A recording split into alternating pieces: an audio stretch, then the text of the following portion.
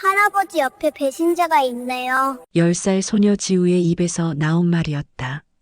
그 순간 대형 병원 로비의 공기가 얼어붙었다.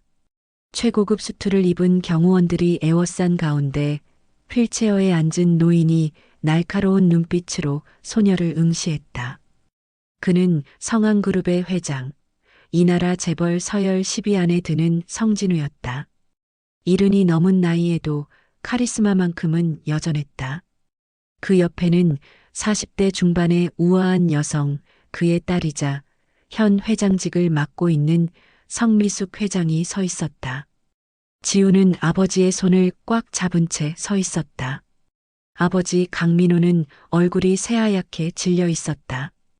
그도 그럴 것이 딸이 방금 이 나라에서 가장 무서운 사람들 중 하나에게 함부로 말을 걸었기 때문이다.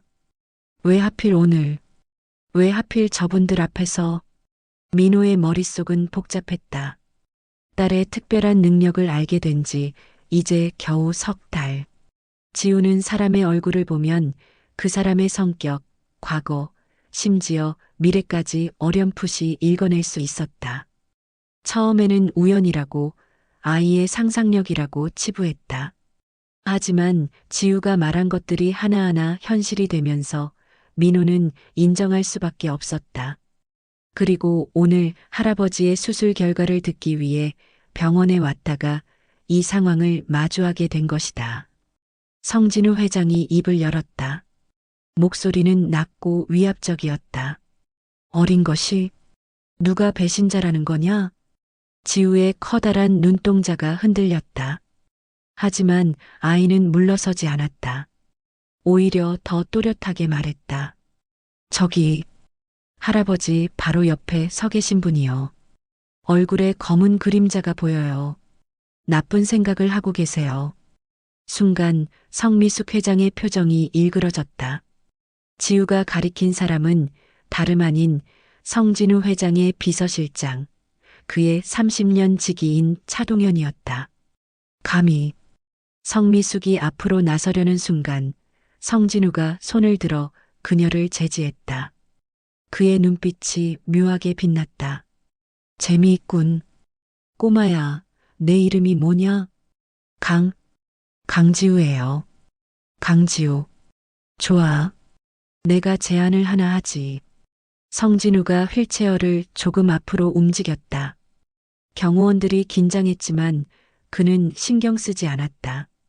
내가 만약 진짜 배신자가 누군지 찾아낸다면 너에게 1억 원을 주겠다. 민호가 급히 말했다. 회장님, 아이가 잘못 본 겁니다. 죄송합니다. 저희는 아직 말을 다 하지 않았네. 성진우의 목소리가 더 차갑게 식었다. 하지만 만약 내가 거짓말을 했다면 내 아버지가 감옥에 가게 된다. 명예훼손, 업무방해, 그 외에도 내가 생각할 수 있는 모든 죄목을 다 씌울 수 있어. 어떠냐? 지우의 얼굴이 창백해졌다. 아버지의 손이 딸의 어깨를 꽉 잡았다. 성미숙 회장이 끼어들었다. 아버지, 이게 무슨... 조용히 해, 미숙아. 나는 진심이다. 성진우의 눈빛이 무섭게 번뜩였다. 그리고 다시 지우를 바라봤다. 요즘 내 주변에서 이상한 일들이 일어나고 있어. 회사 기밀이 새어나가고 내 개인 정보가 경쟁사로 넘어가고 있지. 내가 정말 특별한 능력이 있다면 증명해봐라. 사흘을 주겠다. 3일 안에 배신자를 찾아내거라. 지우는 아버지를 올려다봤다. 민호의 눈에는 공포와 걱정이 가득했다. 하지만 지우는 알았다. 자신이 본 것은 분명했다. 저 할아버지 옆에 남자 차동현이라는 사람의 얼굴에는 음모와 배신의 기운이 진하게 드리워져 있었다. 할 수 있어요. 지우의 떨리는 목소리가 병원 로비에 울려 퍼졌다. 그럼 시작해보자. 성진우가 차갑게 미소 지었다. 그의 옆에서 차동현은 아무런 표정 없이 서 있었지만 그의 두 주먹은 단단히 쥐어져 있었다.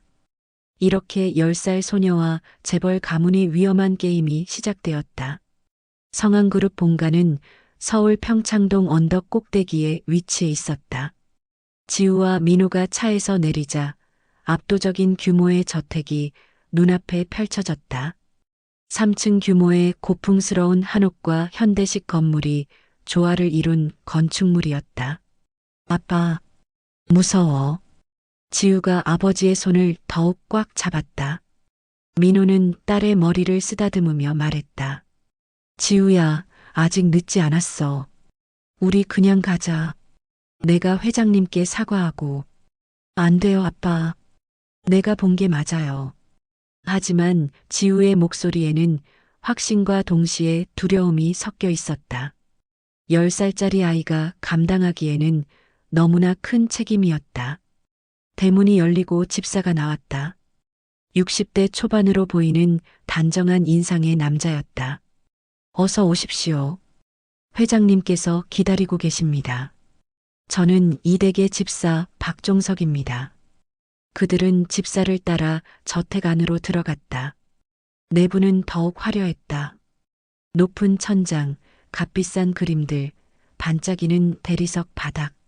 모든 것이 돈과 권력을 상징했다. 넓은 거실에 들어서자 이미 여러 사람들이 모여 있었다. 휠체어에 앉은 성진우 회장, 그 옆에 선 성미숙 회장, 그리고 차동현 비서실장. 거기에 더해 몇 명의 낯선 얼굴들이 있었다. 성진우가 지우를 보며 말했다. 왔구나. 자, 이제 게임의 규칙을 설명하지. 그는 주변 사람들을 가리켰다. 여기 있는 사람들이 모두 용의자다. 내 딸 미숙, 차동현 비서실장, 그리고 한 명의 여성이 소파에서 일어났다. 30대 후반으로 보이는 아름다운 여성이었다. 저는 성태준의 아내 한지혜입니다. 성진우가 설명을 이었다. 내 아들 태준의 부인이지. 태준이는 지금 해외 출장 중이다. 그리고 20대 중반의 젊은 남자가 비스듬히 기대어 서 있었다.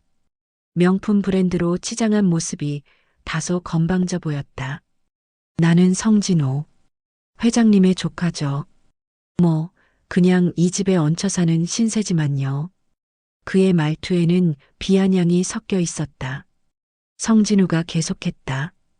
이 5명 중에 배신자가 있다. 아니, 어쩌면 여러 명일 수도 있지. 내가 찾아내거라. 지우는 한 명 한 명의 얼굴을 천천히 살폈다. 그녀의 특별한 능력이 작동하기 시작했다. 성미숙 회장은 강인하고 냉철한 인상.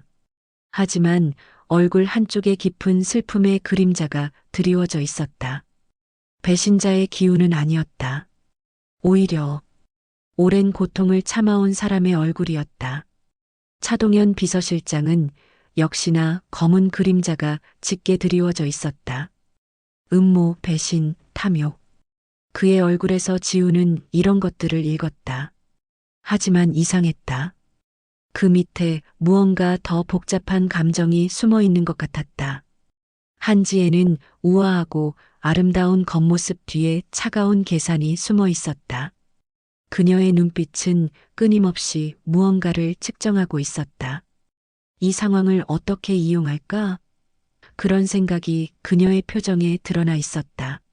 성진우는 겉으로는 불만과 반항으로 가득 차 있었지만 그 밑에는 깊은 콤플렉스가 자리 잡고 있었다. 인정받지 못한 자의 분노와 질투. 하지만 배신자? 확신이 서지 않았다. 박종석 집사, 그의 얼굴은 가장 읽기 어려웠다. 마치 오랜 세월 감정을 숨기는 법을 배운 사람처럼 완벽한 중립의 표정을 유지하고 있었다. 어떠냐? 누가 배신자로 보이느냐? 성진우의 날카로운 질문에 지우는 깊게 숨을 들이켰다. 확실하지 않아요. 조금 더 시간이 필요해요. 좋아. 사흘이라고 했지. 이 집에 머물면서 관찰해라. 단 규칙이 있다. 성진우가 손가락으로 하나씩 세며 말했다. 첫째, 너는 이 집 어디든 갈 수 있다. 내 서재를 제외하고 말이지. 둘째, 모든 사람과 대화할 수 있다. 하지만 그들이 거부하면 강요할 수 없어. 셋째, 내가 관찰한 내용은 매일 저녁 나에게 직접 보고해야 한다. 알겠느냐? 네. 그리고 한 가지 더. 성진우의 목소리가 더욱 낮아졌다. 만약 내가 사흘 안에 답을 찾지 못하거나 틀린 답을 말하면 너와 내 아버지는 이 집에서 무사히 나갈 수 없을 것이다. 물론 살해하겠다는 뜻은 아니야. 하지만 법적으로, 사회적으로 너희의 삶은 파괴될 것이다. 나에게는 그럴 힘이 있지. 민호가 앞으로 나섰다. 회장님, 제발. 침묵해라. 성진우의 한마디에 민호는 입을 다물 수밖에 없었다. 자, 그럼 시작하지. 박 집사, 이들에게 객실을 안내해라. 객실은 생각보다 호화로웠다. 킹사이즈 침대가 2개 놓여 있고 욕실은 호텔 스위트룸을 연상시켰다. 하지만 지우와 민호는 그런 것에 신경 쓸 겨를이 없었다. 지우야. 민호가 딸을 안치고 두 손을 잡았다. 정말 자신 있니? 아빠는 내가 다칠까봐 너무 무서워. 지우의 눈에 눈물이 고였다. 아빠, 미안해요. 내가 쓸데없는 말을 해서. 아니야, 아니야. 민호가 딸을 꼭 안았다. 내 잘못이 아니야. 아빠가 널 지킬게. 무슨 일이 있어도. 하지만 민호 자신도 알고 있었다. 성한그룹 같은 거대 기업 앞에서 자신은 아무것도 아니었다. 작은 무역회사를 운영하는 자신이 할 수 있는 일은 거의 없었다. 저녁 식사 시간이 되자 그들은 다시 1층 식당으로 내려갔다. 긴 테이블에 모든 사람들이 모여 앉았다. 성진우가 테이블 상석에 그 양옆으로 성미숙과 차동현이 앉았다.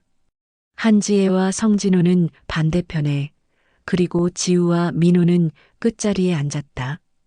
음식은 풍성했지만 분위기는 얼어붙어 있었다. 아무도 먼저 말을 꺼내지 않았다. 마침내 한지혜가 입을 열었다. 회장님, 이 아이가 정말 특별한 능력이 있다고 믿으시는 건가요? 그녀의 목소리는 공손했지만 어딘가 의심이 섞여 있었다. 믿거나 말거나. 성진우가 짧게 답했다. 어차피 3일이면 결과가 나올 테니까. 성진우가 비웃듯이 말했다. 어린애 장난 같은데요. 배신자를 찾는다고요? 그냥 점쟁이나 무당 데려오시지 그랬어요. 입 다물어, 진호야. 성미숙 회장이 차갑게 말했다. 내가 이 가문에 기여한 게 뭐가 있다고 감히 입을 놀리느냐? 누나도 참.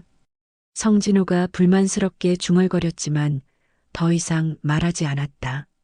지우는 조용히 관찰했다.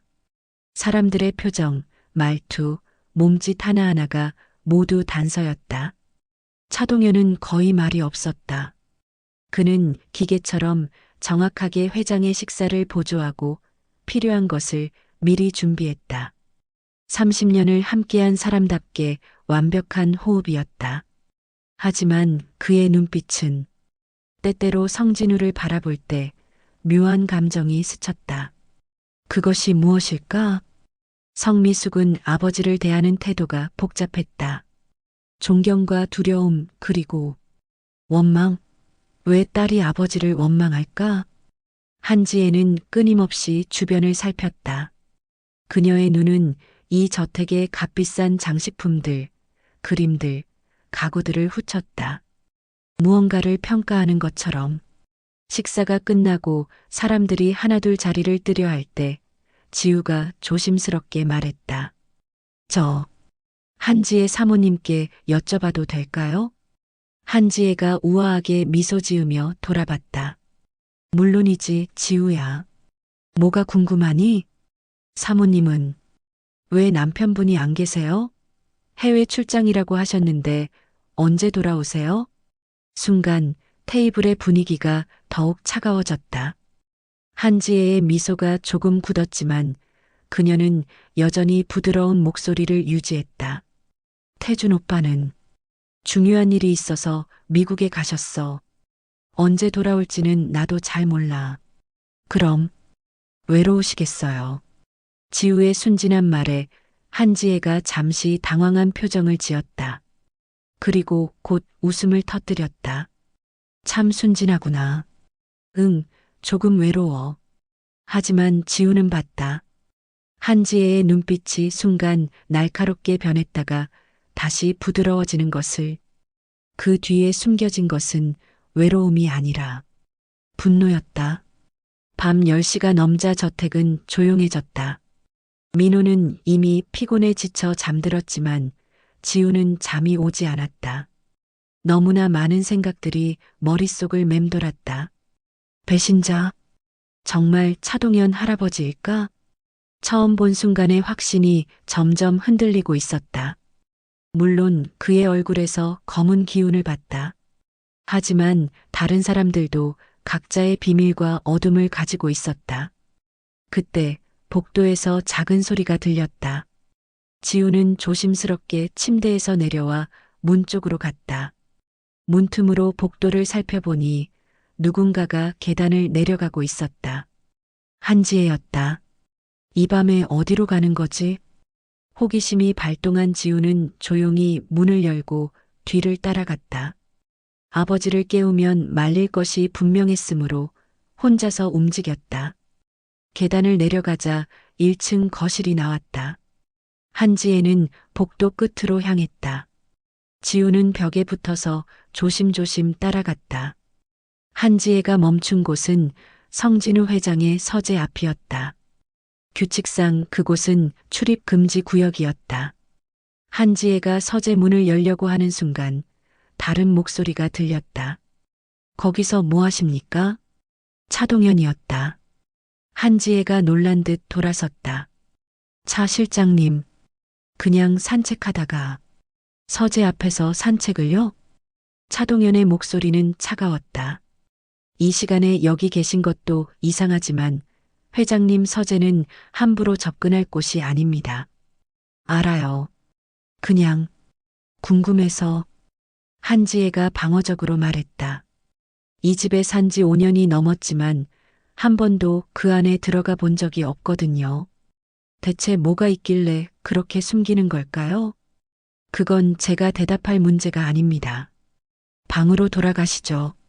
차 실장님은 들어가 봤죠? 30년이나 회장님 곁에 있었으니까. 한지혜의 목소리에 묘한 감정이 실렸다. 대체 무슨 비밀이 있는 거예요? 회장님은 왜 그렇게 편집증적으로 모든 걸 숨기세요? 차동현이 한 발 다가섰다. 한 여사님, 조심하십시오. 이 집에는 항상 귀가 있고 눈이 있습니다. 함부로 말하면 곤란해집니다. 위협하시는 건가요? 경고입니다. 두 사람이 팽팽하게 대치하는 순간 지우는 재빨리 기둥 뒤로 숨었다. 심장이 빠르게 뛰었다. 한지혜가 결국 돌아섰다. 좋아요. 돌아가죠. 하지만 차 실장님. 그녀가 멈추고 뒤를 돌아봤다. 실장님도 이 집의 비밀이 너무 많다는 거 알고 계시죠? 언젠가는 모두 드러날 거예요. 그녀가 떠난 후 차동현은 한동안 서재 문 앞에 서 있었다. 그의 표정은 고뇌에 차 있었다. 지우는 그의 얼굴에서 새로운 감정을 읽었다. 죄책감? 아니면 두려움? 차동현도 결국 자리를 떠났다. 지우는 한참을 기다렸다가 조심스럽게 나왔다. 서재, 거기에 뭐가 있는 걸까? 하지만 지금 들어갈 용기는 없었다. 지우는 조용히 방으로 돌아갔다. 아침 식사 자리는 어제보다 더 긴장감이 흘렀다. 성진우 회장이 지우를 날카롭게 바라봤다. 첫날 밤은 어땠느냐? 뭔가 발견한 것이 있느냐? 지우는 잠시 망설이다가 고개를 저었다.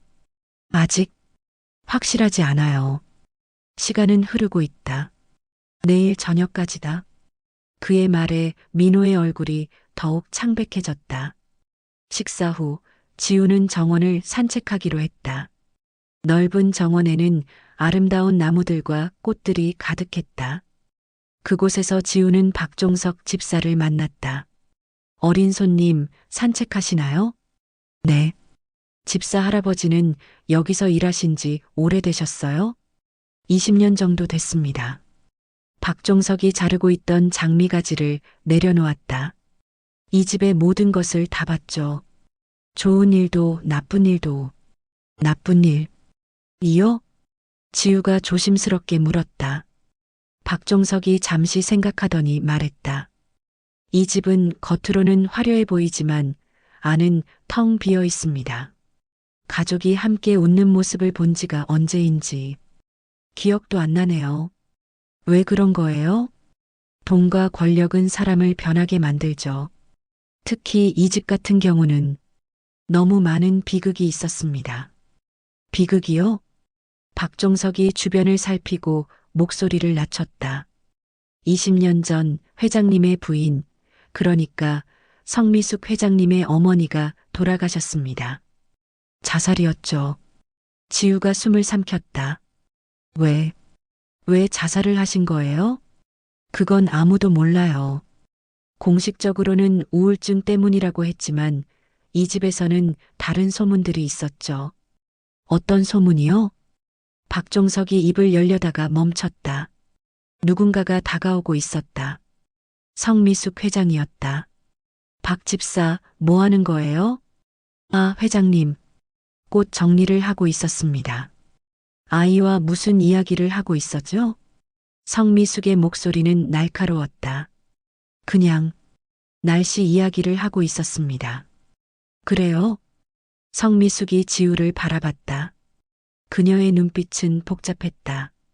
지우 양, 나와 잠시 이야기할 수 있겠니? 지우가 고개를 끄덕이자 성미숙은 정원 한쪽의 벤치로 안내했다. 나는 너를 믿지 않아. 성미숙이 단도직입적으로 말했다. 10살짜리 아이가 무슨 특별한 능력이 있다고. 말도 안 되는 소리. 하지만 아버지가 이 게임을 시작하신 이유는 알고 있어. 아버지는 정말로 누군가를 의심하고 있어. 그리고 너를 이용해서 그 사람을 찾아내려는 거야. 성미숙이 몸을 앞으로 기울였다. 내가 경고하는데 이 집의 비밀을 파헤치려 하지 마. 너는 모르는 게 나아. 어린 내가 감당할 수 없는 것들이 너무 많아. 하지만 저는 아빠를 지켜야 해요. 지우의 목소리가 떨렸다. 성미숙의 표정이 조금 부드러워졌다. 아빠를 사랑하는구나. 그럼 내가 하나 알려줄게. 그녀가 목소리를 더 낮췄다. 차동현을 조심해. 그 사람은 우리 아버지의 그림자 같은 존재니까. 하지만 그림자도 빛이 사라지면 독립적인 존재가 되고 싶어 하는 법이야. 그럼 차 실장님이 배신자라는 거예요? 나는 그렇게 말하지 않았어. 단지 모든 사람을 의심하라는 거야. 이 집에서는 그 누구도 믿을 수 없어. 그녀가 일어서며 마지막으로 말했다. 내 어머니가 돌아가신 날 차동현이 함께 있었어. 그게 우연이었을까요? 나는 평생 그 의문을 가지고 살았어. 점심 식사 후 지우는 2층 복도를 배회하고 있었다. 각 방마다 다른 이야기가 숨어 있을 것 같았다. 복도 끝에 있는 방에서 소리가 들렸다. 누군가 전화 통화를 하고 있었다. 그래, 알겠어. 조금만 더 기다려. 곧 끝날 거야. 성진호의 목소리였다. 이 집에서 내가 받을 게 분명히 있어. 할아버지가 뭐라고 하든 나도 성실을 가진 사람이라고. 조금만 더 참으면 돼. 그의 목소리에는 절박함이 묻어 있었다. 빚? 그건 내가 알아서 할게. 너는 걱정하지 마. 이번 달 안으로 다 갚을 수 있을 거야. 빚? 지우는 귀를 기울였다. 성한그룹 회장의 조카가 돈이 없을 리 없잖아. 조금만 기다려줘. 제발. 통화가 끝나는 소리가 들렸다. 지우는 재빨리 다른 방향으로 몸을 숨겼다. 방문이 열리고 성진호가 나왔다. 그의 얼굴은 스트레스로 일그러져 있었다. 그는 계단을 내려가 집을 나갔다. 지우는 생각했다. 성진호도 의심스러워. 돈이 필요하다면 회사 기밀을 팔 수도 있지 않을까? 오후가 되자 지우는 1층 거실에서 한지혜를 다시 만났다. 그녀는 소파에 앉아 와인을 마시고 있었다. 낮부터 술을 마시다니. 지우야, 이리 와 앉으렴. 한지혜가 손짓했다. 그녀의 눈빛은 조금 흐려져 있었다. 사모님, 괜찮으세요? 괜찮냐고? 괜찮을 리가 있나? 한지혜가 씁쓸하게 웃었다. 이 집에 시집 온 지 5년. 행복한 날이 며칠이나 됐을까? 열흘? 아니, 일주일도 안 될 거야. 왜요? 태준 오빠는 나를 사랑해서 결혼한 게 아니었어. 회장님이 정해준 정략 결혼이었지. 내 집안이 꽤 재력이 있거든. 그 돈이 필요했던 거야, 성한그룹에. 그녀가 와인잔을 들이켰다. 결혼하고 1년 후에 태준 오빠는 바로 미국으로 떠났어. 유학이라고 했지. 하지만 진짜 이유는 나를 피하고 싶었던 거야. 나는 그저 거래의 도구였을 뿐이야. 그럼 이혼하시면 되잖아요. 지우의 순진한 질문에 한지혜가 웃었다. 하지만 그 웃음은 서글펐다. 이혼? 성한그룹에서? 불가능해. 회장님이 절대 허락하지 않으셔. 체면이 구겨진다고. 그래서 나는 이렇게 유령처럼 이 집에 갇혀 있는 거야. 그녀가 지우를 바라봤다. 넌 정말 사람의 얼굴을 보고 뭔가를 알 수 있어? 네. 어느 정도는요. 그럼 내 얼굴을 봐. 내가 배신자처럼 보이니? 지우는 한지혜의 얼굴을 자세히 봤다. 슬픔, 분노, 원망. 하지만 배신? 확실하지 않았다. 잘 모르겠어요. 솔직하구나. 한지혜가 다시 와인을 따르며 말했다. 어쩌면 우리 모두가 배신자일지도 몰라. 이 집에 사는 사람 중에 회장님을 진심으로 사랑하는 사람은 없을 테니까. 모두 돈을 위해, 권력을 위해, 아니면 어쩔 수 없이 여기 있는 거야. 그때 차동현이 나타났다. 한 여사님, 낮부터 과음은 좋지 않습니다. 차 실장님은 진짜 로봇 같아요. 감정이라는 게 있기는 한 건가요? 한지혜가 비꼬듯 말했다. 차동현은 표정 하나 변하지 않았다. 감정은 사치입니다. 이 집에서는 특히 그렇죠. 30년을 회장님 곁에 있으면서 한 번도 반항하지 않으셨어요? 한 번도 떠나고 싶지 않으셨어요? 차동현이 잠시 침묵했다. 매일 생각했습니다. 그의 대답이 의외였다. 한지혜도 지우도 놀란 표정을 지었다. 하지만 떠날 수 없었습니다. 이유가 있었으니까요. 무슨 이유죠? 그건 말씀드릴 수 없습니다. 차동현이 돌아서서 떠나려는 순간 지우가 물었다. 차 실장님, 20년 전에 회장님 부인이 돌아가셨을 때 실장님이 함께 계셨다고 들었어요. 무슨 일이 있었던 거예요? 차동현의 발걸음이 멈췄다. 그의 등이 굳어지는 것이 보였다. 누가 그런 말을 했습니까? 그건 중요하지 않아요. 사실이에요? 차동현이 천천히 돌아섰다. 그의 얼굴에는 처음으로 강한 감정이 드러났다. 고통이었다. 네, 사실입니다. 저는 그분의 마지막 순간에 함께 있었습니다. 왜 막지 않으셨어요? 막으려고 했습니다. 차동현의 목소리가 떨렸다. 하지만 막을 수 없었습니다.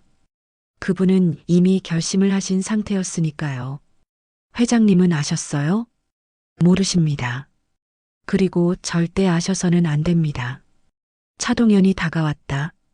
지우 양, 조심하십시오. 어떤 비밀은 무덤까지 가져가야 합니다. 파헤치면 모두가 불행해집니다. 그가 떠난 후 한지혜가 중얼거렸다. 역시 이 집은 저주받았어. 20년 전의 비극이 아직도 모두를 괴롭히고 있어. 저녁이 되었다. 성진우 회장은 지우를 자신의 방으로 불렀다. 서재는 아니고 침실 옆에 작은 응접실이었다. 앉아라. 회장의 말에 지우는 소파에 앉았다. 심장이 빠르게 뛰었다. 이틀이 지났다. 내일이 마지막 날이다. 누가 배신자인지 알아냈느냐? 저는 아직 시간이 없다. 성진우가 차갑게 말했다. 내일 저녁까지 답을 내놓지 못하면 내 아버지는 파멸한다. 알겠느냐? 하지만 너무 복잡해요. 모두가 비밀을 가지고 있어요. 당연하지. 비밀 없는 사람이 어디 있겠느냐? 성진우가 창밖을 바라봤다. 나도 비밀이 있다. 끔찍한 비밀이지. 하지만 그것 때문에 이 제국을 지킬 수 있었다. 회장님의 비밀이요? 내가 왜 배신자를 찾고 싶은지 아느냐? 성진우가 지우를 바라봤다. 나는 늙었다. 곧 죽을 것이다. 그 전에 내가 쌓아온 모든 것이 무너지는 걸 보고 싶지 않다. 그래서 배신자를 제거해야 한다. 만약 배신자가 회장님이 사랑하는 사람이라면요? 지우의 질문에 성진우가 냉소했다. 사랑? 나는 아무도 사랑하지 않는다. 사랑은 약점이다. 내가 사랑한 사람은 오래전에 떠났다. 회장님 부인 말씀이세요? 성진우의 표정이 굳어졌다. 누가 그 이야기를 했느냐? 여러 사람한테 들었어요. 20년 전에 돌아가셨다고. 그렇다. 나의 유일한 약점이었던 사람이지. 그 사람이 떠난 후 나는 완벽한 괴물이 될 수 있었다. 그의 목소리에는 슬픔과 허무함이 섞여 있었다. 지우야, 내가 진짜 능력이 있다면 알겠지. 나는 이미 지옥에 있다. 살아있지만 이미 죽은 거나 마찬가지야. 그래서 나는 두렵지 않다. 진실이 뭐든 상관없다. 그저 알고 싶을 뿐이다. 지우는 성진우의 얼굴을 봤다. 그리고 깨달았다. 이 무서운 회장도 결국은 외로운 노인일 뿐이라는 것을. 한 가지만 여쭤봐도 될까요? 물어봐라. 서재에는 뭐가 있어요? 왜 모두가 그곳을 궁금해해요? 성진우가 길게 한숨을 쉬었다. 서재에는 진실이 있다. 내가 숨겨온 모든 것이 그곳에 있지. 하지만 그것을 보는 순간 내 인생은 달라질 것이다. 정말 보고 싶으냐? 지우는 고개를 끄덕였다. 그렇다면 가거라. 오늘 밤 10시에 서재로 오너라. 문을 열어주겠다. 하지만 명심해라. 거기서 본 것은 내 책임이다. 10시가 가까워지자 지우는 조용히 방을 나섰다. 아빠는 이미 잠들어 있었다. 어두운 복도를 지나 1층으로 내려갔다. 서재 앞에 도착하자 문이 이미 열려 있었다. 안으로 들어가자 책들로 가득한 공간이 나타났다. 하지만 지우의 눈을 끈 것은 책이 아니었다. 한쪽 벽에 걸린 커다란 액자였다. 그 안에는 아름다운 여성의 사진이 있었다. 성진우의 부인이었다. 하지만 놀라운 것은 그 옆에 걸린 또 다른 사진이었다. 같은 여성이 젊은 시절 한 남자와 함께 웃고 있었다. 그 남자는 차동현 실장님? 지우가 놀라서 중얼거렸다. 그렇다. 뒤에서 목소리가 들렸다. 차동현이었다. 지우가 깜짝 놀라 돌아섰다. 놀라게 해서 미안하다. 회장님이 부르셨다. 이 사진은 뭐예요? 차동현이 사진을 바라봤다. 그의 눈빛이 부드러워졌다. 나의 첫사랑이었다. 그리고 회장님의 부인이 되신 분이지. 지우의 입이 벌어졌다. 회장님의 부인이 실장님의 첫사랑이었어요? 그렇다. 우리는 대학 시절 만났다. 서로 사랑했지. 하지만 차동현이 쓴웃음을 지었다. 그분의 집안이 어려워졌다. 그리고 성진우 회장이 나타났다. 돈과 권력으로 그분을 품었지. 나는 아무것도 할 수 없었다.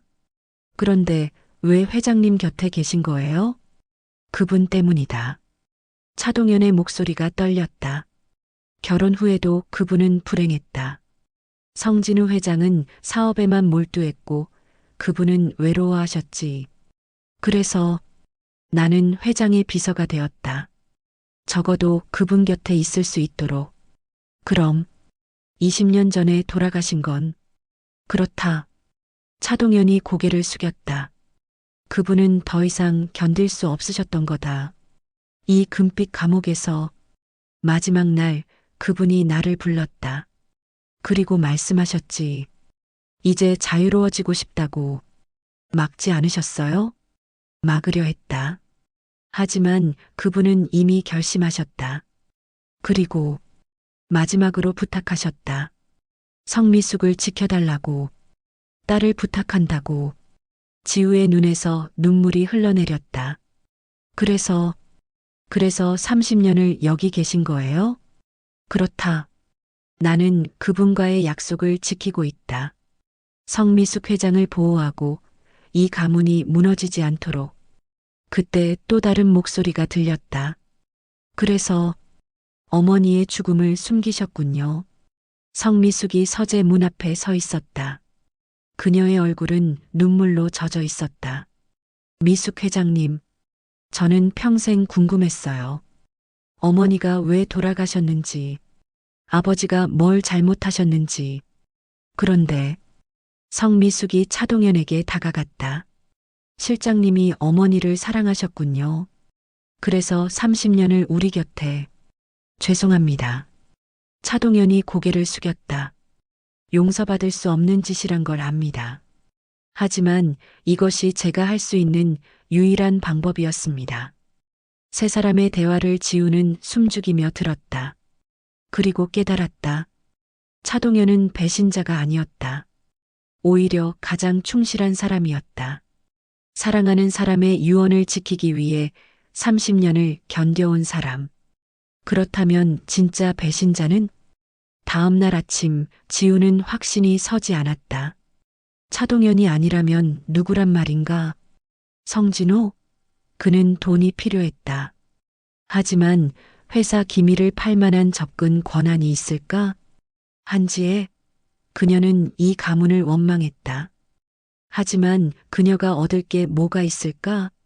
지우는 다시 한번 모든 사람을 관찰하기로 했다. 정원에서 성진호를 다시 만났다. 그는 전화로 누군가와 다투고 있었다.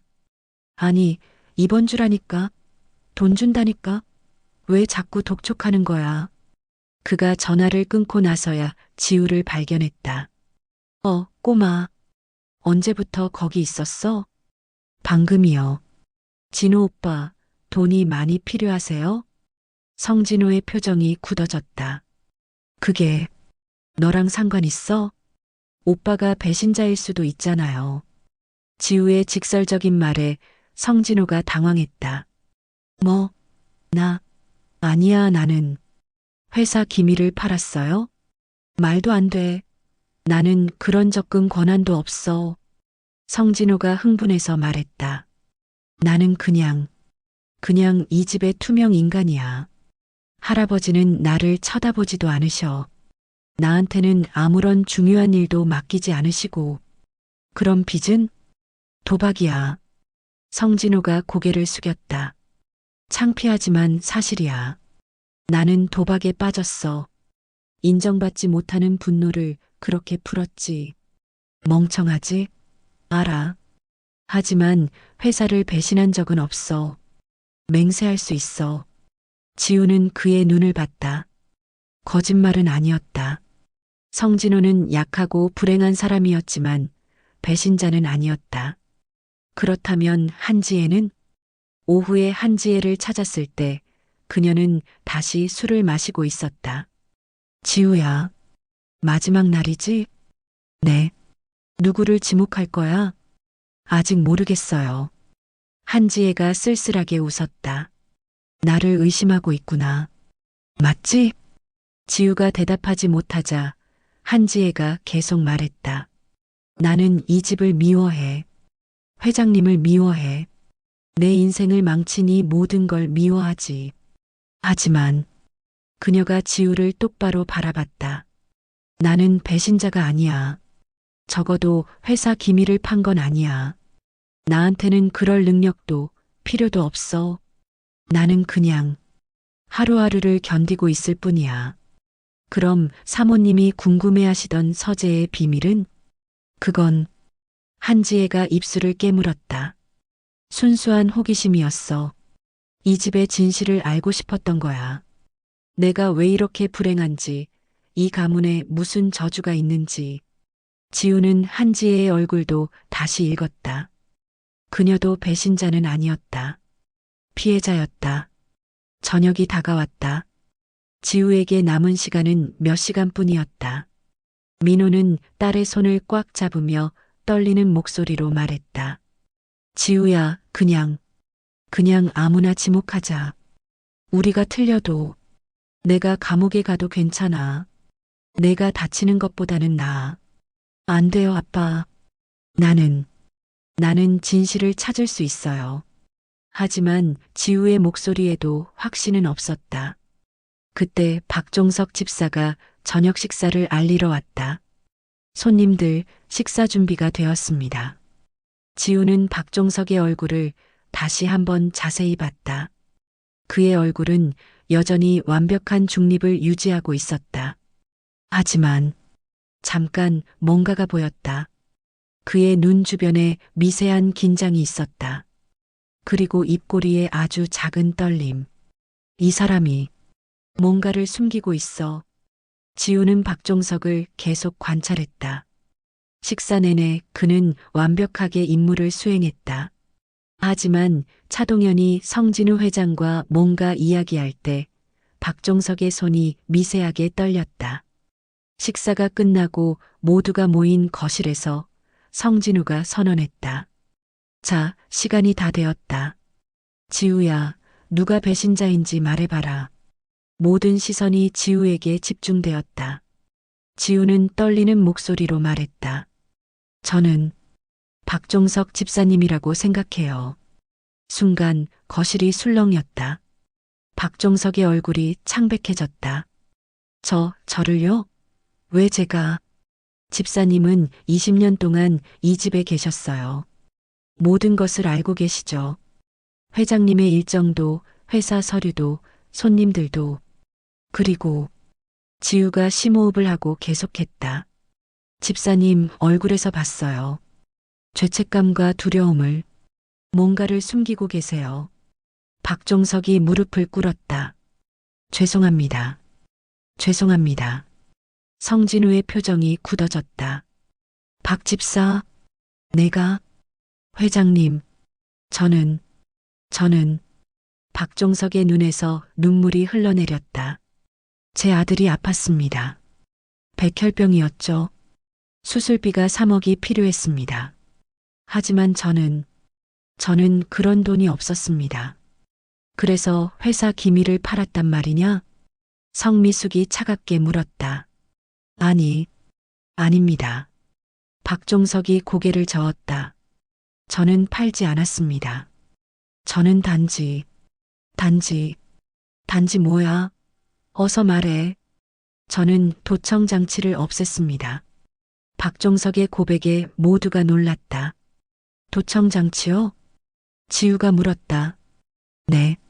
사실 6개월 전 제가 청소를 하다가 회장님 서재에서 이상한 장치를 발견했습니다. 처음에는 뭔지 몰랐지만 나중에 알았죠. 누군가가 심어놓은 도청 장치였습니다.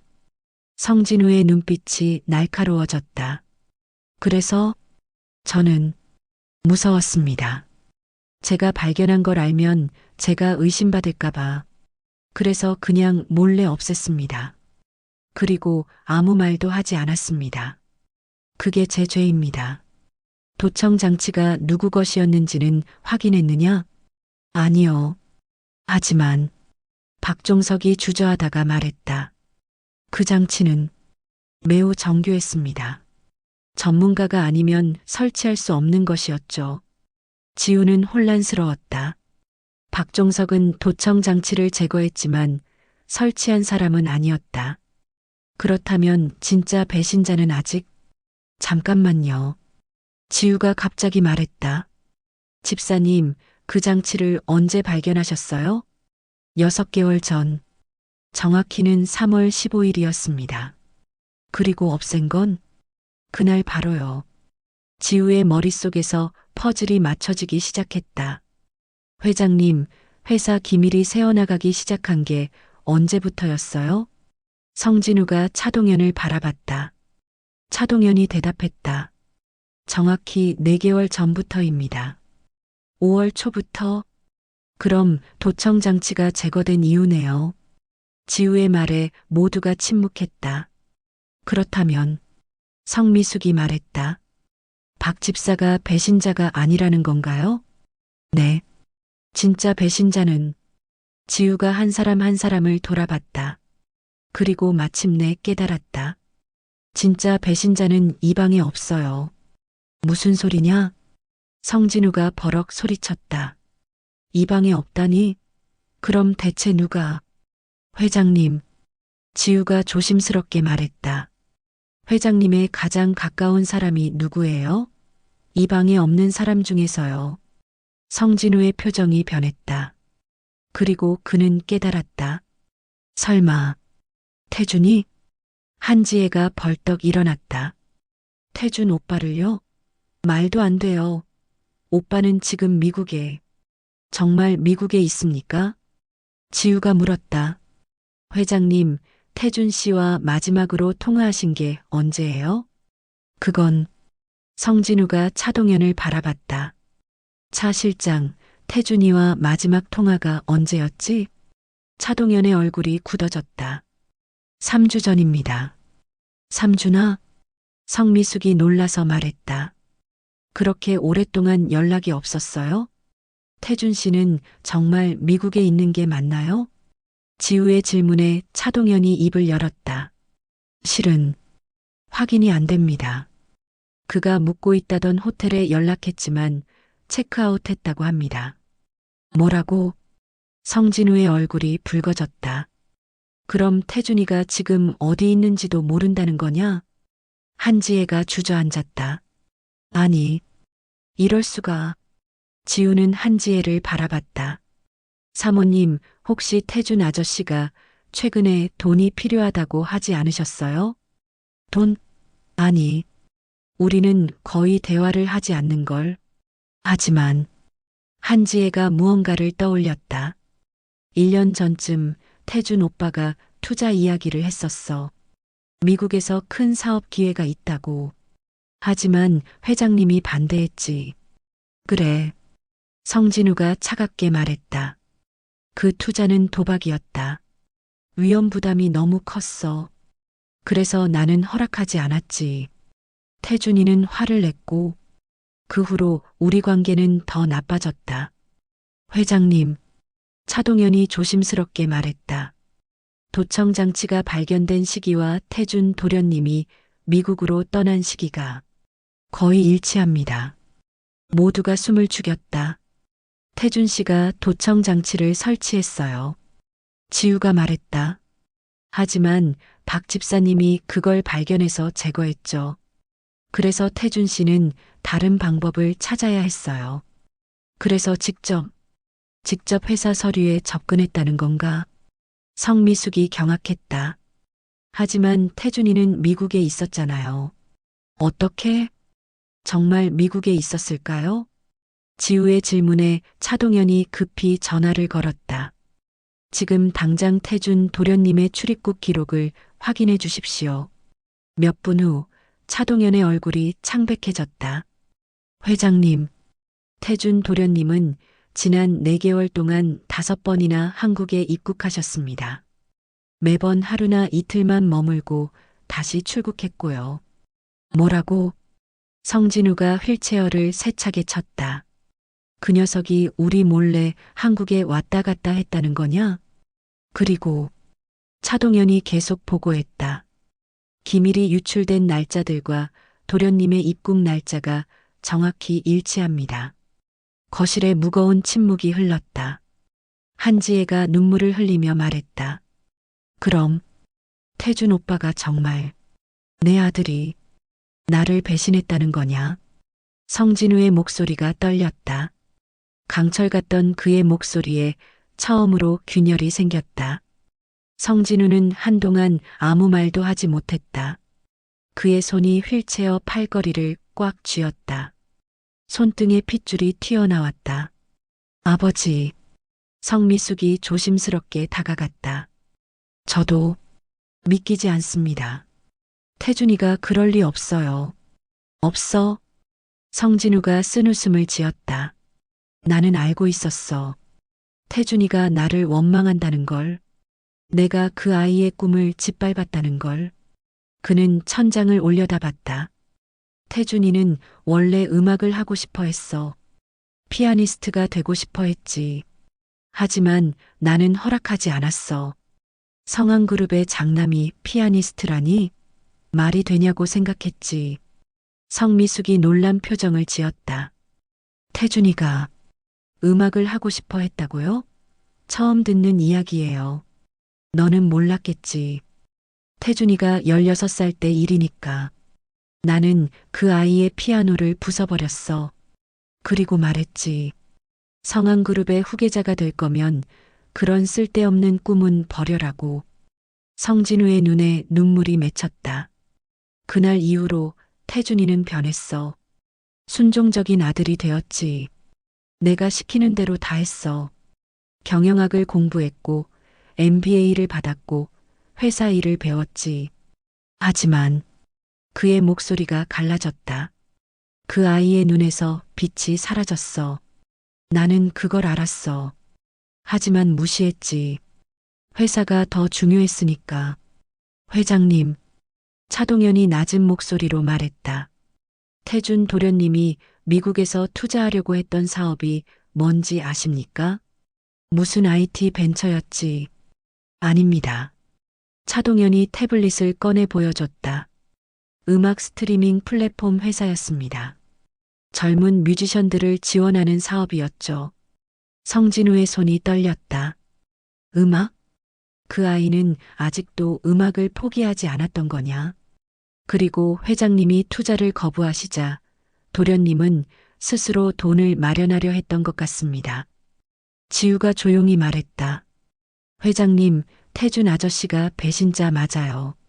하지만 지우의 눈에도 눈물이 고였다. 그 사람도 피해자예요. 자기 꿈을 빼앗긴 사람. 아버지의 사랑을 느끼지 못한 사람. 내가 뭘 안다고. 성진우가 소리치려다 멈췄다. 왜냐하면 지우의 얼굴에서 그가 본 것은 자신이었기 때문이다. 지우의 눈빛은 모든 것을 알고 있었다. 그의 후회를, 죄책감을, 그리고 너무 늦어버린 깨달음을. 회장님도 아셨죠. 부인이 왜 돌아가셨는지. 차동현 실장님을 사랑했기 때문이 아니에요. 회장님이 그분을 진정으로 사랑하지 않았기 때문이에요. 감히. 부인은 외로웠어요. 회장님은 항상 일만 하셨죠. 가족보다 회사가 더 중요했어요. 그래서 부인은 결국 그만. 성진우가 소리쳤다. 하지만 그의 목소리는 분노가 아니라 고통으로 가득했다. 내 말이 맞다. 그가 얼굴을 손으로 가렸다. 모두 내 잘못이야. 아내를 잃은 것도 아들을 잃은 것도. 나는 괴물이 되는 게 성공하는 거라고 믿었어. 감정을 죽이고 사랑을 포기하고 오직 권력과 돈만 추구하면 이길 수 있다고 생각했지. 그의 어깨가 떨렸다. 하지만 내가 진 거야. 가장 중요한 것들을 다 잃어버렸으니까. 성미숙이 아버지에게 다가가 무릎을 꿇었다. 아버지, 이제라도 늦지 않았어요. 늦었어, 미숙아. 너무 늦었어. 아니에요. 성미숙이 아버지의 손을 잡았다. 태준이를 용서하세요. 그리고 태준이가 하고 싶은 일을 하게 해주세요. 하지만 회사 기밀을 팔았어. 그건 돈은 다시 벌 수 있어요. 하지만 가족은 돌아오지 않아요. 성미숙의 눈에서도 눈물이 흘렀다. 저도 어머니를 잃었어요. 더 이상 가족을 잃고 싶지 않아요. 제발 태준이를 용서해 주세요. 그때 거실 문이 열렸다.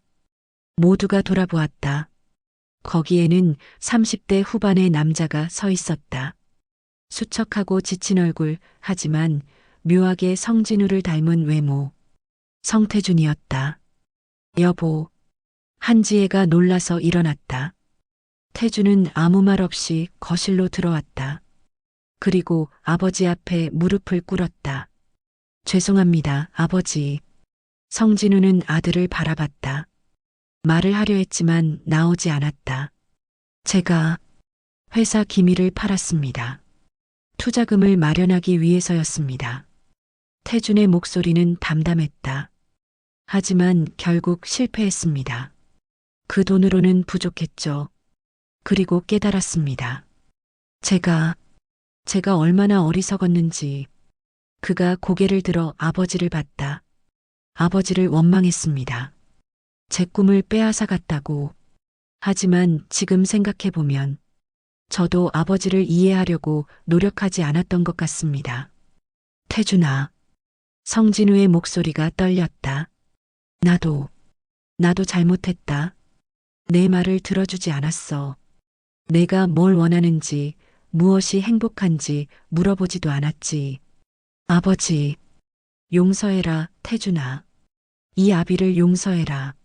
성진우가 처음으로 눈물을 흘렸다. 70년이 넘은 인생에서 그가 다른 사람 앞에서 눈물을 보인 것은 아마도 처음이었을 것이다. 태준도 울었다. 두 사람은 40년 만에 처음으로 진심으로 마주 보았다. 저도 죄송합니다, 아버지. 저도 용서해 주세요. 성미숙과 한지혜도 울었다. 차동현도 눈시울을 붉혔다. 심지어 박종석 집사도 눈물을 닦았다. 지우는 이 광경을 조용히 바라봤다. 그리고 깨달았다. 진짜 배신자는 태준이 맞았다. 하지만 그는 단순한 악인이 아니었다. 그는 사랑받지 못한 아들이었고, 꿈을 빼앗긴 사람이었고, 아버지에게 인정받고 싶었던 아이였다. 그리고 성진우도 배신자였다. 가족을 배신했고, 사랑을 배신했고, 자기 자신을 배신했다. 이 집의 모든 사람이 각자의 방식으로 서로를 배신했고, 또 배신당했다. 하지만 지금, 이 순간만큼은 모두가 진실을 마주하고 있었다. 한참을 울고 난 후 성진우가 지우를 불렀다. 꼬마야, 이리 와봐라. 지우가 조심스럽게 다가갔다. 너는 배신자를 찾았다. 약속대로 1억 원을 주겠다. 아니에요. 지우가 고개를 저었다. 저는 돈이 필요 없어요. 왜? 배신자는 태준 아저씨가 맞지만 진짜 문제는 배신이 아니었어요. 사랑이었어요. 지우의 말에 성진우가 멍하니 바라봤다. 이 집에는 사랑이 없었어요. 돈도 많고 큰 집도 있고 모든 게 다 있지만 가장 중요한 게 없었어요. 그렇구나. 성진우가 지우의 머리를 쓰다듬었다. 내가 나보다 훨씬 현명하구나. 10살밖에 안 됐는데. 그가 태준을 바라봤다. 태준아, 내가 하고 싶은 걸 해라. 음악이든 뭐든. 내가 지원하마. 태준이 놀라서 아버지를 봤다. 정말요? 그래. 늦었지만 이제라도 내 아버지 노릇을 하고 싶구나. 아버지. 태준이 아버지를 껴안았다. 성진우도 아들을 꽉 안았다. 지우는 미소 지었다. 드디어 이 가족에게도 빛이 비추기 시작했다. 하지만 바로 그 순간이었다. 잠깐만요. 차동현이 갑자기 말했다. 뭔가 이상합니다. 뭐가 이상한가? 태준 도련님이 회사 기밀을 팔았다고 하셨는데 사실 팔린 정보의 양이 너무 많습니다. 한 사람이 접근할 수 있는 수준이 아니에요. 모두가 차동현을 바라봤다. 무슨 말인가? 태준 도련님은 일부 정보에만 접근할 수 있었습니다. 하지만 유출된 정보 중에는 회장님만 아는 기밀도 포함되어 있었습니다. 성진우의 표정이 굳어졌다. 그럼 공범이 있었다는 겁니다. 그것도 회장님께 아주 가까운 사람. 차동현이 주변을 둘러봤다. 그의 눈빛이 날카로워졌다. 그리고 제가 확인한 결과 유출된 돈의 흐름이 이상합니다. 태준 도련님의 계좌로만 간 게 아니었어요. 어디로 갔는데? 여러 곳으로 분산되었습니다. 그중 하나가 차동현이 한 사람을 바라봤다. 박 집사님의 아들 계좌였습니다. 박종석의 얼굴이 하얗게 질렸다. 뭐라고요? 아드님의 병원비 3억이라고 하셨죠? 하지만 제가 확인한 결과 실제 치료비는 8천만 원이었습니다. 나머지 2억 2천만 원은 어디로 간 겁니까? 그건 박종석이 바닥에 주저앉았다. 죄송합니다. 집사님. 지우가 충격을 받아 바라봤다. 박종석이 떨리는 목소리로 말했다. 저는 도청 장치를 제거한 게 아닙니다. 제가 설치한 겁니다.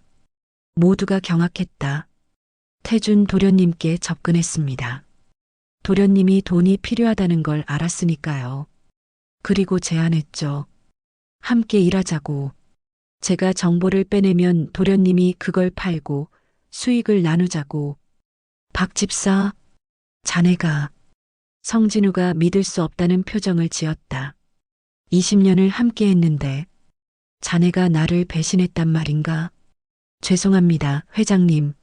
하지만 저는 아들을 살려야 했습니다. 회장님께 부탁드렸지만 거절당했습니다. 그 정도 돈은 내가 알아서 마련해라라고 하셨죠. 박종석이 울먹였다. 저는 절박했습니다. 아들이 죽어가고 있었으니까요. 그래서 이런 짓을 한 겁니다. 태준이 놀라서 말했다. 하지만 저는 박 집사님이 공범인 줄 몰랐어요. 저는 그냥 우연히 정보를 얻었다고 생각했는데 도련님을 이용한 겁니다. 죄송합니다. 차동현이 냉정하게 말했다. 결국 진짜 배신자는 박 집사, 당신이었군요. 태준 도련님은 그저 당신에게 이용당한 것뿐이고. 거실은 다시 무거운 침묵에 빠졌다. 성진우는 박종석을 내려다봤다. 그의 표정은 복잡했다. 분노, 배신감, 그리고 죄책감.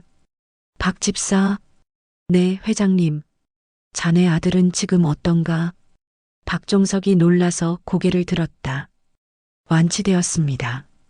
한 달 전에 퇴원했습니다. 그렇군. 성진우가 한숨을 쉬었다. 나는 자네가 도움을 청했을 때 거절했지. 그 정도 돈은 내가 알아서 마련하라고 했어. 회장님. 하지만 지금 생각해보니 나는 자네에게 20년 동안 제대로 된 월급을 준 적이 없었어. 최저임금만 주면서 충성을 강요했지. 성진우가 스스로를 비웃듯 웃었다. 내가 괴물이라고 했지? 맞는 말이야. 나는 진짜 괴물이었어. 돈은 넘쳐나면서도 아들이 죽어가는 사람에게 손 하나 내밀지 않았으니까. 회장님, 저는 자네도 잘못했어. 나를 배신한 건 분명한 죄야. 하지만 성진우가 지우를 바라봤다. 이 꼬마가 말했듯이 여기 있는 우리 모두가 서로를 배신했어. 나는 가족을 배신했고 직원을 배신했고 나 자신을 배신했지. 그가 태준을 봤다. 태준이는 아버지를 믿지 못해서 배신했고 다시 박종석을 봤다. 박 집사는 생존을 위해 배신했고 그리고 성미숙을 봤다. 미숙이는 너는 나를 배신한 적 없지? 성미숙이 고개를 숙였다. 있어요, 아버지. 뭐, 저도 비밀이 있어요. 5년 전 회사 돈 10억을 빼돌렸어요. 모두가 충격을 받았다. 뭐하러? 어머니 자살의 진실을 밝히려고 사설 탐정을 고용했어요. 하지만 끝내 알아내지 못했죠. 어머니는 왜 돌아가셨는지. 성미숙가 눈물을 흘렸다. 저는 평생 그 답을 찾고 있었어요. 하지만 지난밤 지우 양이 서재에서 알아낸 진실을 들었어요. 어머니는 사랑받지 못해서 돌아가신 거였어요. 미수가, 저도 용서를 구하고 싶어요, 아버지. 저도 아버지를 배신했어요. 성진우는 한동안 말이 없었다. 그리고 갑자기 웃기 시작했다. 하하. 그의 웃음은 서글펐다. 이게 뭐냐? 우리 가족이 이 모양이라니. 모두가 서로를 배신하고 거짓말하고 숨기고 있었어. 하지만 그의 웃음이 점점 작아지더니 멈췄다. 하지만 알았어.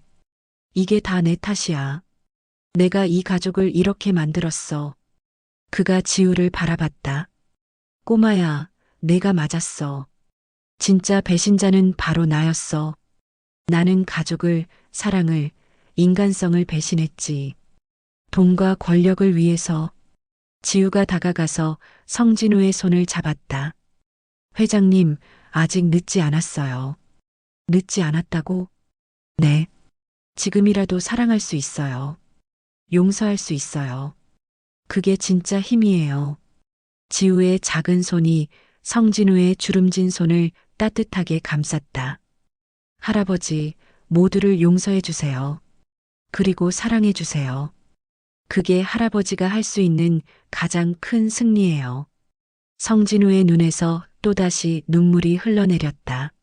알겠다. 그가 박종석을 바라봤다. 박 집사 일어나게. 회장님, 자네를 용서하겠네. 그리고 앞으로 제대로 된 월급을 주겠네. 아니, 더 이상 집사로 일하지 않아도 돼. 퇴직금을 넉넉히 주겠네. 회장님, 감사합니다. 감사합니다. 박종석이 엉엉 울었다. 성진우가 태준을 봤다. 태준아, 너도 용서한다. 내가 하고 싶은 음악 하거라.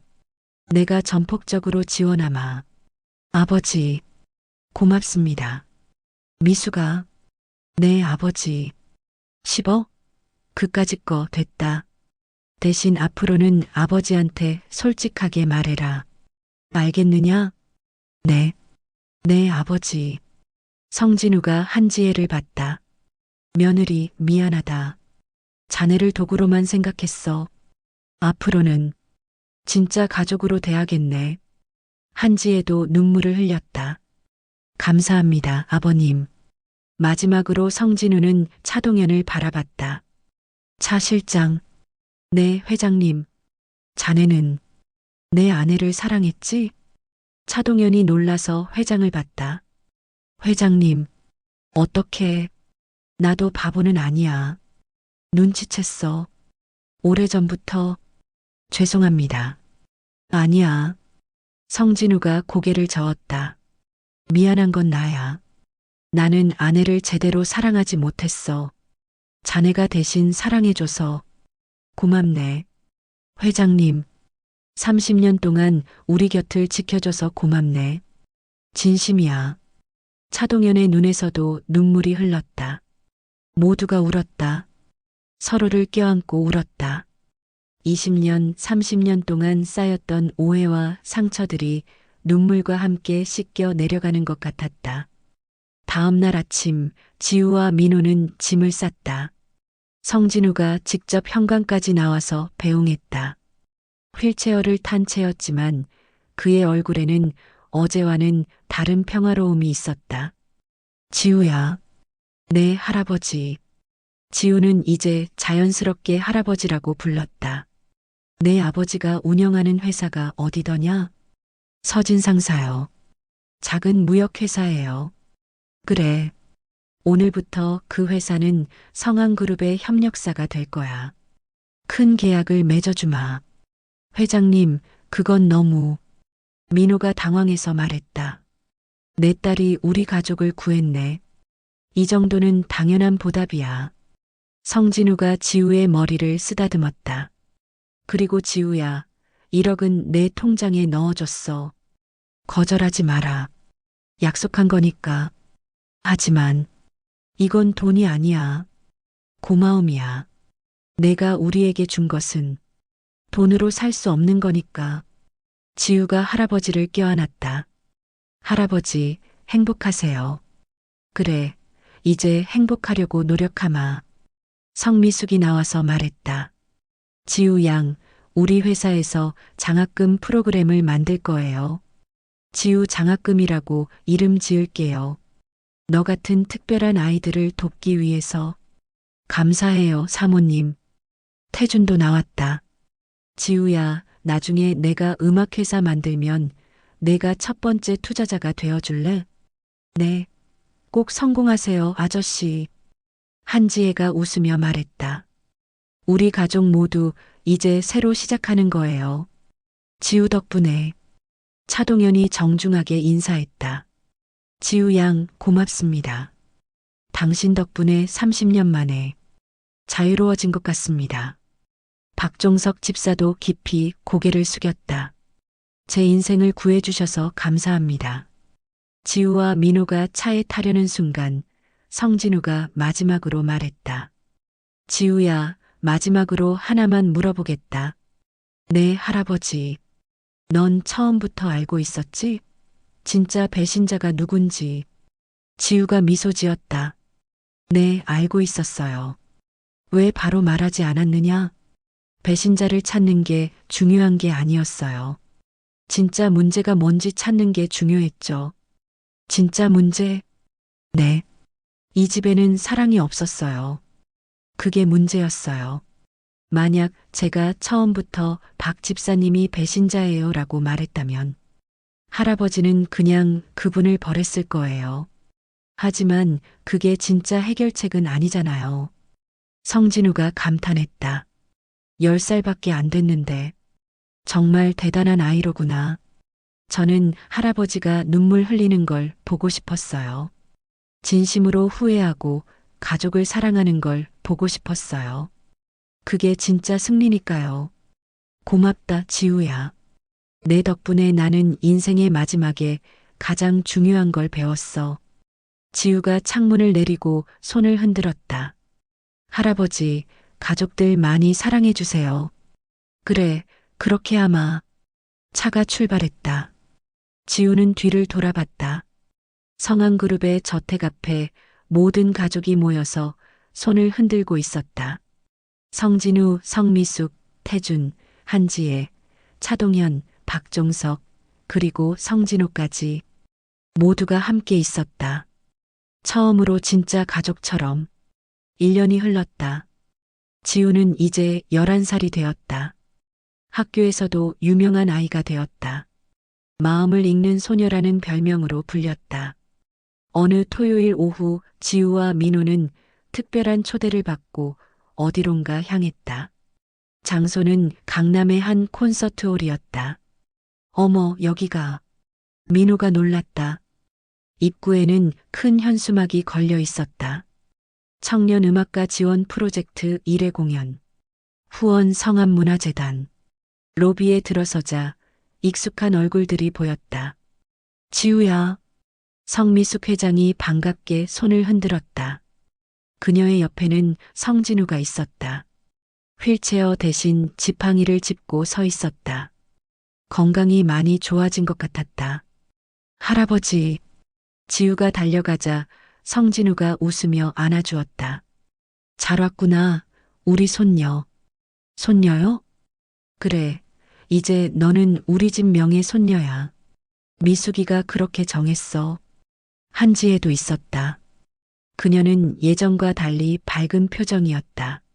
지우야, 오랜만이야. 태준 오빠 공연 보러 왔지? 네. 드디어 태준 아저씨가 무대에 서는 거예요? 응, 오빠가 직접 작곡한 곡을 연주할 거야. 차동현도 미소를 지으며 인사했다. 지우 양, 안녕하세요. 회장님이 요즘 아주 건강해지셔서 저는 편해졌습니다. 실장님도 편안해 보이세요. 네, 요즘은 평화롭습니다. 박종석도 보였다. 그는 이제 집사가 아니라 성암문화재단의 직원이었다. 지우 양 덕분에 제 인생이 완전히 바뀌었습니다. 아들도 건강하고 저도 새로운 일을 시작했어요. 성진호도 있었다. 그는 이제 도박을 끊고 재단 일을 돕고 있었다. 지우야, 나 요즘 봉사활동하고 있어. 할아버지가 기회를 주셨거든. 처음으로 뭔가 의미 있는 일을 하는 것 같아. 모두가 변했다. 밝아졌고 행복해 보였다. 공연이 시작되었다. 무대에 태준이 등장했다. 그는 긴장한 표정으로 피아노 앞에 앉았다.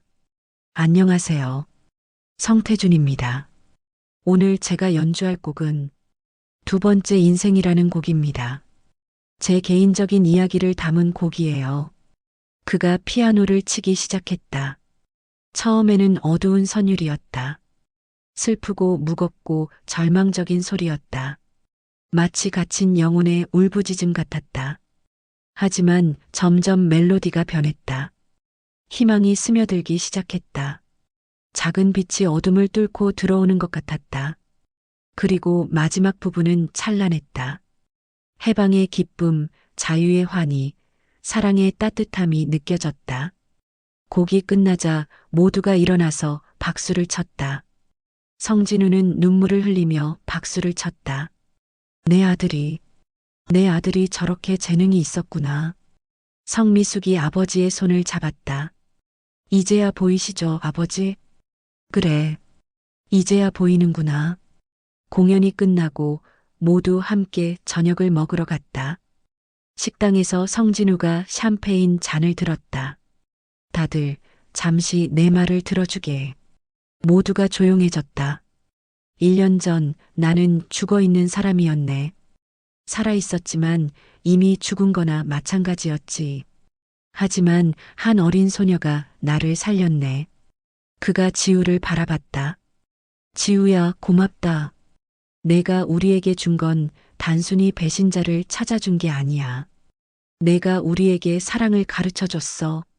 할아버지, 이제 나는 진짜로 살고 있어. 가족을 사랑하고 매일을 감사하며 살고 있지. 이게 얼마나 소중한 건지 이제야 알겠더라. 모두가 박수를 쳤다. 태준이 일어서서 말했다. 저도 한마디 하겠습니다. 아버지, 그동안 원망했던 것 죄송합니다. 이제는 이해해요. 아버지도 아버지 나름대로 저를 사랑하신 거였죠. 단지 표현 방법을 몰랐을 뿐. 아들아, 이제 저는 제 꿈을 찾았어요. 그리고 아버지의 사랑도 찾았고요. 이보다 더 행복할 수가 없어요. 성미숙도 일어났다. 저는 어머니를 잃은 슬픔을 평생 안고 살았어요. 하지만 이제 알아요. 어머니는 제가 행복하기를 바라셨을 거예요. 그래서 저도 이제 행복하려고요. 한지혜가 말했다. 저는 이 가족의 일원이 된 게 저주라고 생각했어요. 하지만 이제는 축복이에요. 진짜 가족을 얻었으니까요. 차동현이 조용히 말했다. 30년 만에 제 마음이 편해졌습니다. 과거의 사랑을 놓아주고 현재를 살 수 있게 되었습니다. 박종석이 눈물을 닦으며 말했다. 절망에서 희망으로 저를 끌어올려 주셔서 감사합니다. 성진호가 말했다. 저는 처음으로 제 존재의 의미를 찾았어요. 이 가족의 일원으로서요. 마지막으로 민호가 일어났다. 저는 딸이 이런 특별한 능력을 가진 게 처음에는 두려웠습니다. 하지만 이제는 자랑스럽습니다. 우리 지우가 여러분의 인생을 바꿔놓았으니까요. 모두가 지우를 바라봤다. 지우가 일어나서 말했다. 저는 사람들 얼굴을 볼 수 있어요. 그 사람의 과거와 미래를. 하지만 가장 중요한 건 그녀가 주변을 둘러봤다. 사람은 변할 수 있다는 거예요. 어둠 속에 있던 사람도 빛을 찾을 수 있어요. 배신자도 용서받을 수 있고 미움도 사랑으로 바뀔 수 있어요. 지우의 눈에 눈물이 맺혔다. 할아버지, 그리고 모든 가족 여러분, 행복하세요. 그게 가장 중요한 거예요. 돈도 권력도 그 무엇도 행복보다 중요하지 않아요. 성진우가 일어나서 지우를 꽉 안았다. 그래, 내 말이 맞다. 행복이 가장 중요하지. 이제야 깨달았어. 모두가 일어나서 서로를 껴안았다. 한때 배신과 미움으로 얼룩졌던 가족이 이제는 사랑과 용서로 치유되었다. 지우는 이 광경을 보며 미소 지었다. 이게 진짜 승리구나. 돈을 벌거나 권력을 얻는 게 아니라 사랑하고 용서하는 것. 그게 진짜 힘이야. 진짜 엔딩 선물. 몇 주 후 지우는 우편으로 특별한 소포를 받았다. 발신인은 성진우 회장이었다. 상자를 열자 아름다운 목걸이가 들어 있었다. 하지만 그것은 비싼 보석이 아니었다. 작은 나무 펜던트였다. 펜던트에는 글자가 새겨져 있었다. 사랑이 가장 큰 힘이다. 마이너스 할아버지가. 그리고 편지가 있었다. 사랑하는 지우에게 이 나무는 우리 집 정원에서 자란 나무야. 내 아내가 살아있을 때 심은 나무지. 20년 동안 이 나무는 모든 걸 지켜봤어. 우리 가족의 슬픔도, 배신도, 고통도. 하지만 이제 이 나무는 새로운 것을 지켜볼 거야.